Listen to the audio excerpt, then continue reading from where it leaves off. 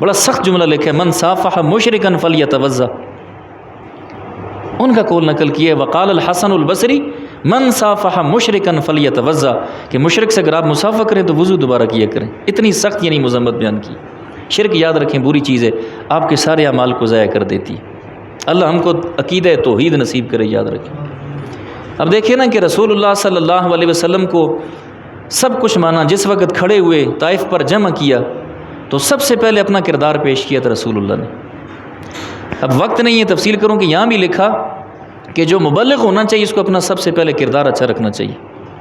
مبلغ کا کردار اچھا ہو، ایسا ہو کہ کم از کم وہ لوگوں کے سامنے اپنے آپ کو کھڑے ہو کر پیش کر سکے کردار کے لیے، کہ لوگوں میں نے آپ کے ساتھ اتنا وقت گزارا ہے، آپ نے مجھے کیسا پایا ہے، کہیں میں نے چوری کی ہو، بری نگاہ سے کسی کی طرف دیکھا ہو، کسی کے ساتھ دھوکہ کیا ہو، کسی کے ساتھ فراڈ کیا ہو، کسی کے ساتھ بد اخلاقی کی ہو، تو مبلغ کے لیے سب سے پہلے اپنا کردار اچھا رکھنا چاہیے۔ تو نبی علیہ السلام نے طائف میں سب کو جمع کر کے سب سے پہلا جو سوال کیا تھا نا، کیف وجدتمونی، تم لوگوں نے مجھے پایا کیسا ہے؟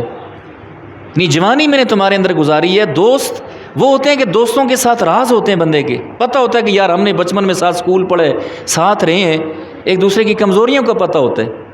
دوستوں سے راز نہیں چھپے ہوتے۔ لیکن رسول اللہ نے سر عام پر کہا تھا کیف وجدتمونی، لوگوں میں نے تمہارے اندر ایک عرصہ گزارا، تم نے مجھے کیسا پایا؟ تو سب مشرکین اور کفار نے جواب دیا تھا وجدناک صادقا و امینا، ہم نے تو آپ کو صادق اور امین پایا ہے۔ تو کہا اگر میں یہ کہوں کہ پیچھے سے لشکر تم پر حملہ کرنے والا ہے، انہوں نے کہا آنکھیں بند کر کے سچا سمجھیں گے۔ لیکن جس وقت توحید چونکہ زبان سمجھتے تھے، اب لا الہ الا اللہ یہ مفہوم ہم تو نہیں سمجھتے، لیکن وہ عرب تھے، اہل زبان تھے، ان کو پتہ تھا کہ بھائی اگر اس کو مانتے ہیں تو ہمارے سارے بتوں کی کیا ہوتی ہے، جڑ نکلتی ہے، یہ بت بھی گیا، وہ بھی گیا، وہ بھی گیا۔ تو پھر کہا قولوا لا الہ الا اللہ تفلحون، تو سب سے پہلے آگے سے پتھر مارے گئے تھے۔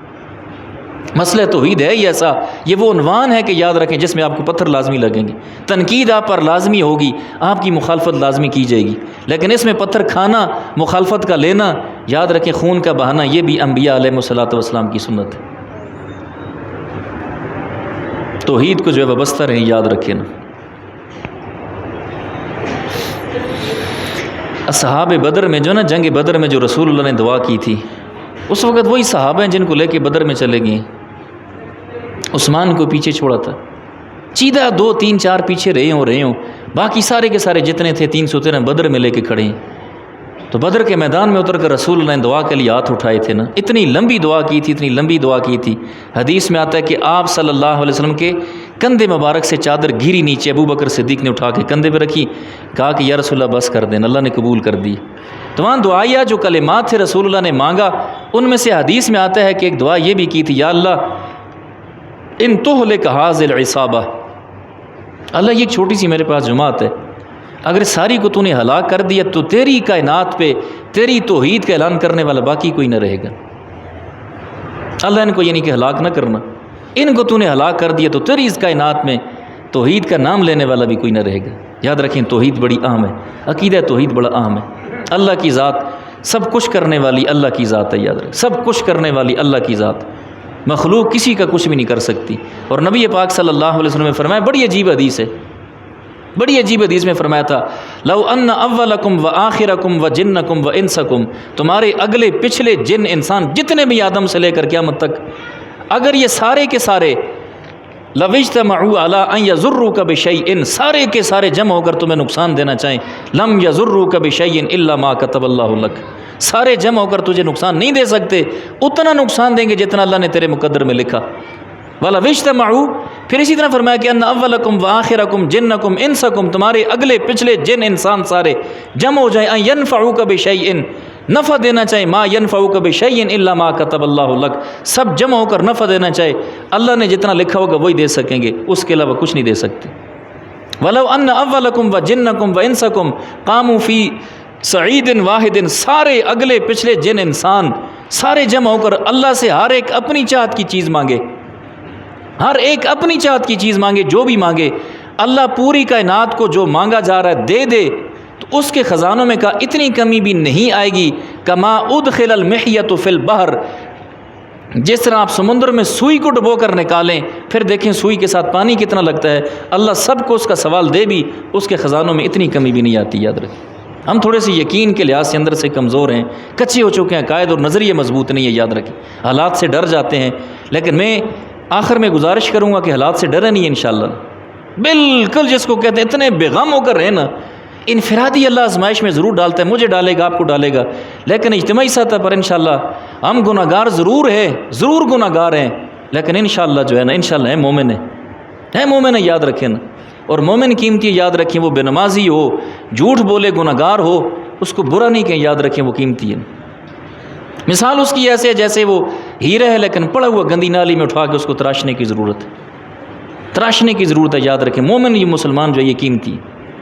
مسلمان قیمتی، یاد رکھیں۔ کسی بھی وقت میں اس کے اندر ایمان کی چنگاری جاگتی ہے تو پھر یہ بدل جاتا ہے،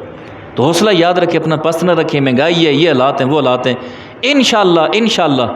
اگر یہ آٹے کا تھیلا 10,000 کا بھی ہوا تو ہم انشاءاللہ کھا کے سوئیں گے، اللہ نہیں بھوکا مارے گا، یاد رکھیں۔ ایک ہوتا ہے کہ ایک دم سے انسان جو ہے خوف کی وجہ سے ہو جی کیا ہوگا فلاں کا، کچھ نہیں ہوگا انشاءاللہ، وقتی حالات آئیں گے، آتے رہیں گے، آتے رہتے ہیں، لیکن میرا ایمان ہے انشاءاللہ، ہم سب کا ایمان ہونا چاہیے کہ میرا اللہ اپنی مخلوق کے لیے ضرور کوئی انتظام کرے گا، ایسے انشاءاللہ ایسے بے یار و مددگار نہیں چھوڑتا اللہ، یاد رکھیں۔ اللہ سے جو ہے نا وہ کہتے ہیں نا وابستہ رہے شاخ شجر سے امید بہار رکھ، اللہ سے اپنا تعلق مضبوط رکھیں، یاد رکھیں، اور دعاؤں کا بڑا اثر ہوتا ہے۔ میں اور آپ سب یہ کوشش کریں کہ کسی وقت تنہائی میں بیٹھ کے نا دل سے جو ہے میں کہہ رہا ہوں وہ رات کو 9-10 بجے بیٹھ کے صرف 2 نفل پڑھ کے اللہ سے مخاطب ہو کے مانگے نا، یاد رکھیں وہ دے گا، حالات کو بدلے گا۔ مانگیں گے ہم اللہ سے، اللہ سے مانگیں گے اللہ ہم بے بس ہیں، اللہ ہم اسباب کے محتاج ہیں، ہم اسباب کے پابند ہیں، یا اللہ تو اسباب کا محتاج اور پابند نہیں ہے، تیرے کن کی دیر ہے پوری کائنات بدل جائے گی، اس لیے گھبرائیں نہ، یاد رکھیں حالات جیسے کیسے بھی ہوں انشاءاللہ، جس دور میں جینا مشکل اس دور میں جینا لازم ہے، کچھ بھی نہیں انشاءاللہ، حالات بھی بدلیں گے، اللہ امن بھی دیں گے، اللہ ثانیہ بھی دیں گے، سکون بھی دیں گے، لیکن دل میں انشاءاللہ خوف نہ رکھیں، ہمارا ایمان ہے بھوکے نہیں مریں گے انشاءاللہ۔ علامہ امام غزالی نے لکھا نا آیات اللہ، ان کی کتاب اس میں لکھا کہ 40,000 قسم کی مخلوق اللہ نے پیدا کی، 40,000 قسم ہے مخلوق کی، کچھ سمندری کچھ خشکی کی، کما کر صرف ان مخلوقات میں سے انسان کھاتا ہے، باقی بغیر جو ہے نا کمائے کھاتے ہیں، تو اللہ ان کو رزق دیتا ہے۔ جنگل میں شیر جو ہے نا وہ روزانہ تر و تازہ گوشت کھاتا ہے، ہم تو کم از کم ہم نے نبی کا کلمہ پڑھے، نبی علیہ السلام کی امتی، رسول اللہ کا کلمہ پڑھے، رسول اللہ سے ہمیں محبت ہے، انشاءاللہ نبی کی امت کو اللہ ایسے جو ہے بے یار و مددگار نہیں چھوڑے گا، ایسے رسوا نہیں کرے گا۔ اپنا جو ہے نا انشاءاللہ دل بھی مضبوط رکھیں، خوف کے بادل جتنے بھی ہو، یاد رکھیں دنیا میں جو چیز اس کا ایک حد ہے، تجربہ کر لیں، اب گرمی ہے تو اس کی اللہ نے حد رکھی ہے، سردی ہے اس کی حد رکھی ہے، دن ہے اس کا حد رکھا ہے، رات ہے اس کی بھی حد ہے، اندھیرا ہے اس کو بھی حد ہے، بیماری ہے اس کی بھی ایک حد ہے۔ اسی طرح یاد رکھیں کب تک ظلم ہوگا، کب تک جو ہے نا تاریکی ہوگی نا، ایک دن انشاءاللہ سویرا بھی ہوگا، ایک دن جو ہے یہ ظلم کے بادل بھی چھٹیں گے نا، ایک حد ہوتی ہے، حد کے بعد انشاءاللہ ختم ہو جائے گی۔ اللہ ہم سب کا حامی و ناصر ہو، اللہ پوری امت مسلم کے حال پر رحم فرمائے۔ وآخر دعوانا الحمدللہ رب العالمین۔